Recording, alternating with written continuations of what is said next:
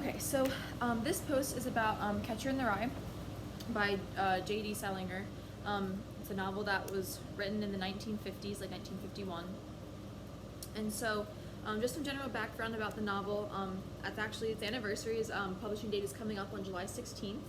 And I'm sure that many of you have heard that this book was banned by a lot of schools due to the vulgarity of Holden's language, and then obviously the parts in the book where Holden was involved with prostitutes and sex and everything else.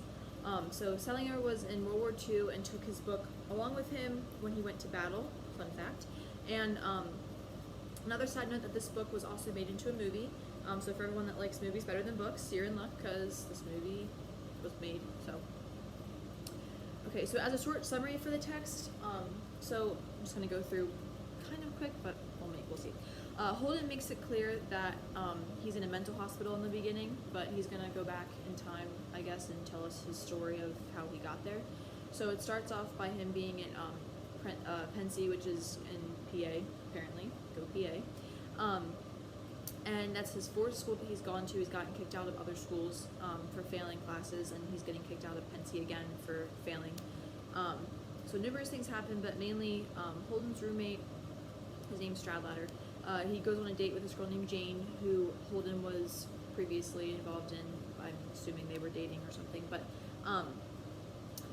anyways, Holden gets really excited when he hears about Jane and keeps asking Stradlater about it and stuff, and then when Stradlater gets back from the date, Holden and Stradlater get into a fight, and Holden decides that he's going to leave for New York early because he was going to New York anyways to be with his family since he got kicked out. So when he arrives in New York, after seeing various sexual things into a hotel that he checked into himself, he decides that he too wants to join the party. So since he's only 16, though, legally he's not allowed to get a prostitute. Prostitution is illegal. But he gets denied from places for being underage. And so finally, after numerous other things happen, the elevator operator, his name's Maurice, I think, tells him that for $5 he can get Holden a prostitute. So Holden happily agrees since he's been waiting for one for a while, and so whenever the prostitute arrives at the door, Holden, I guess, gets nervous and tells her, "Look, I'll pay you $5 anyways, but I don't really want it. I had spine surgery, so I don't just leave." So the prostitute gets mad and tells Maurice, the elevator operator, that he needs to pay her $5 as well for basically wasting her time. And Maurice punches Holden in the stomach because obviously he's mad. So then after this all happens, he meets up with a girl named Sally that he knows previously, and they went to a matinee play on Broadway, and he tells her, like, "Hey, we should run away together." And obviously, being the smart girl she says, "No, I don't really want to do that." So then he meets up with his one friend because this friend is known for talking about sex previously, and that's what Holden wants to do. So he meets up with his friend Lucy, whatever it is, to talk about sex. So his friend feels uncomfortable and leaves, which, as most normal people would. And so with nowhere else to go, Holden finally decides to go home, and he sees his sister Phoebe. And Holden tells her, like, "I got kicked out of school," and so she's obviously upset with him and everything.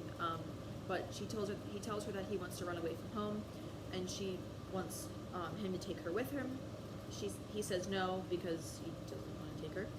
And so then Holden takes his sister to the zoo and lets her ride on the carousel, and because his sister was so happy, it made him really happy and almost brought him to tears, and that's basically where the story ends.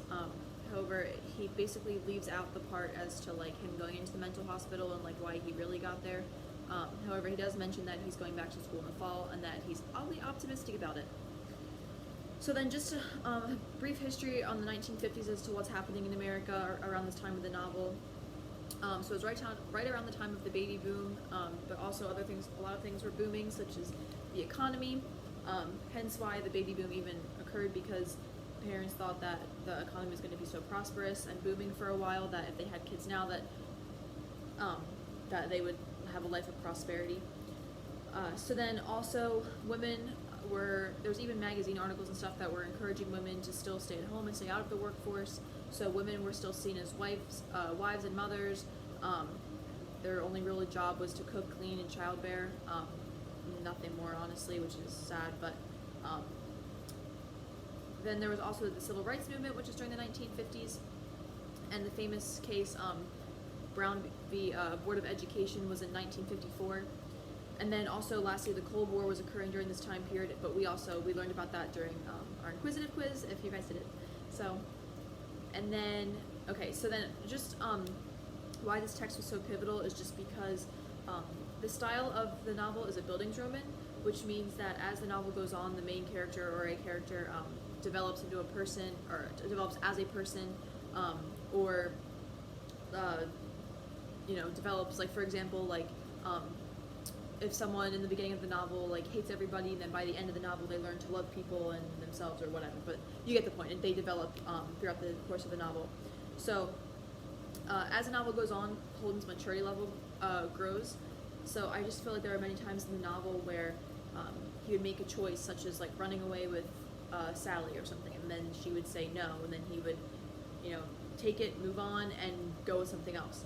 Make a new plan. So that to me just shows maturity as far as learning to make mistakes, how to learn from those mistakes, and then moving on.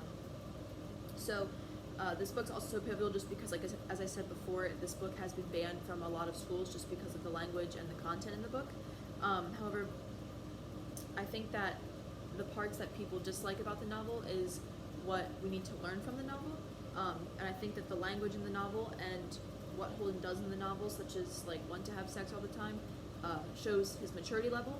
I think that a person that cusses all the time and talks about things like sex just are very immature. So I think that as the novel goes on, that we see Holden change in this aspect. So this novel reminds me a lot of To Kill a Mockingbird, not in the sense that, like, the same plot and everything, but I think that in To Kill a Mockingbird, To Kill a Mockingbird was also a book that was banned from a lot of schools just because of the content and everything. But Scout, one of the main character in To Kill a Mockingbird, was also really innocent, and she saw how cruel the adult world can be, especially to Tom Robinson.